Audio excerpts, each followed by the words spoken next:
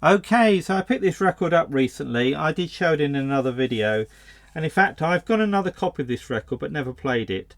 This side is for your entertainment, but more interestingly I think is the other side, which is Birth of Radio, or The Birth of Radio, the romance of the Marconiphone. And both sides say not for sale, so this record was clearly not supposed to be sold. And I thought there was actually a dealer record, or dealer demo record.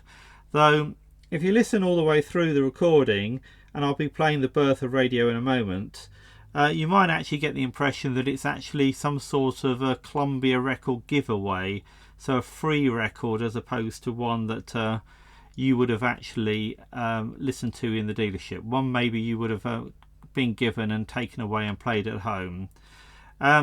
The record does also mention a book, and I've looked the book up and it seems to be from 1933, so I think this record probably is from the same date too.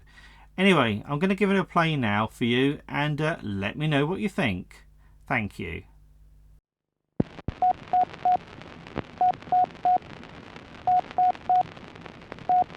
Signal Hill, Newfoundland, Thursday morning, December the 12th, 1901. A gale of wind, a grey inimical sky, but a kite tugging frantically at about 400 feet. All was in order. They paused and listened. The pen pauses too. Thought leaps beyond it. This little group of optimists at their lonely vigil. A comrade instructed categorically, patient too, sitting at his lonely post in Cornwall, separated from them by 1,700 miles of watery wilderness, doing as he was told. Just that and no more. Sending the letter S in interminable series at prearranged times into the void. Seeing little himself, hearing nothing whatever. And the man to whom it meant so much, whose years of unremitting work had brought him to this grim day and this hour, what of him? He sits eager, expectant at a telephone, connected to a self-resisting coherer, not entirely trusting the receiving apparatus. And time moves on. Nothing, except the derisive scream of the wind. 12:30 noon. What was that? A little click. Several, regularly. The letter S. And again. Marconi heard them for some time before he trusted himself to hand the telephone to Kemp for corroboration. Could he hear anything? Yes, he could. Then the faint sound ceased, significantly. Orders were being obeyed on the other side. The listeners' hearts thumped with excitement. Then again, at 1:10 and at 1:20, came realism in a succession of those little staccato clicks, unmistakable, heard by them all.